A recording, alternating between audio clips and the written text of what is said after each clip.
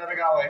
वारकरी संप्रदाय खूप मोठ्या प्रमाणामध्ये गावामध्ये आहे आणि दर एकादशीला पंढरपूरला जाणारे वारकरी आमच्याकडे आहेत.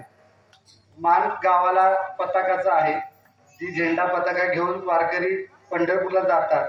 राजभाऊ हे एक महान संत आमच्या गावात होऊन गेले आणि या संतांचं हे मंदिर आहे, त्यांची समाधी या ठिकाणी आहे आणि या ठिकाणी संत तुकाराम बीजोत्सव हा खूप मोठा उत्सव साजरा होतो.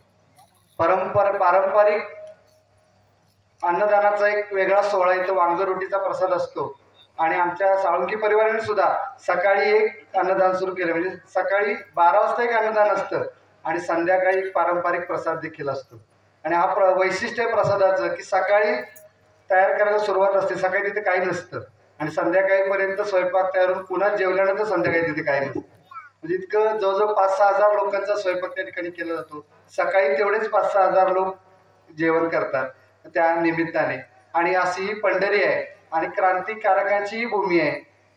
क्रांतिशील नाना पाटलांना आमच्या गावामध्ये काही दिवस त्यांना लपवून ठेवण्याचं काम सुद्धा या ठिकाणी 2 महिने आमच्या गावामध्ये लपवून ठेवलेलं होतं आणि स्वातंत्र्य लढ्यात सुद्धा सहभागी होणारी ही घोटी गाव आहे.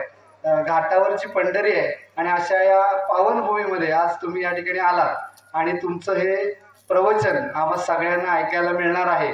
आम्हाला अतिव आनंद आहे. आम्ही ऐकलंय, गुरुजींच्या विट्यात ऐकलंय, पण माझ्या गावकऱ्यांनाही ऐकायला मिळावं अशी आमची तीव्र इच्छा होती आणि ती इच्छा या ज्योतिबा मंदिराच्या कलशारोहण आणि प्राणप्रतिष्ठेच्या निमित्त पूर्ण झाली.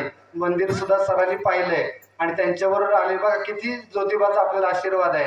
जे आपल्याला कमी पडतंय ते आपल्याला मिळायला सुरुवात झाली. त्यांच्याबरोबर जे रवी पुजारी आले ते म्हटले, सर तितकं छान मंदिर बांधले, तुम्हाला एक चांगला पुजारी सुद्धा जोडून देतो आणि तुमचं काम सुद्धा होईल. म्हणजे ज्योतिबाच्या येण्याने काम सुद्धा सुरुवात झालंय आणि त्याला आशीर्वादही मिळालाय. सरांच्या प्रवचनाला सुरुवात करण्यानिमित्त आमच्या तात्याला विनंती करतो. हे आमच्या समर्पण सेवाभावी संस्थेचे अध्यक्ष आहेत. वय वर्ष 74 आहे, पण 34 वर्षाच्या मुलालाही लाजवेल इतकी ऊर्जा या व्यक्तीमध्ये आहे. त्यांनी आपल्या माननीय व्याख्याते आपले प्रवचनकार श्री गणेशजी शिंदे यांचा सत्कार करावा अशी मी विनंती करतो.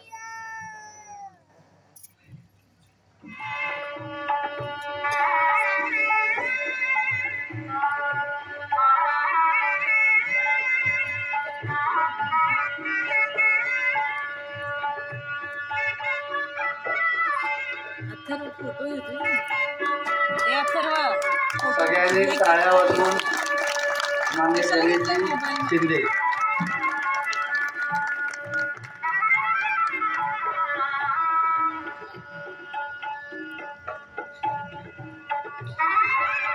सरांचा सत्कार करावा. ठीक आहे, धन्यवाद सर, तुमचा खूप वेळ घेतला. सर आपल्याला विषय आम्ही वेगळा दिला कारण की तुकाराम बीजेची भूमी आहे. इतकी सुंदर तुकाराम बीज होते आणि तुका कसाच आकाशा एवढा होता नक्कीच आपल्या प्रवचनातून आमच्या सगळ्यांना समजेल. धन्यवाद.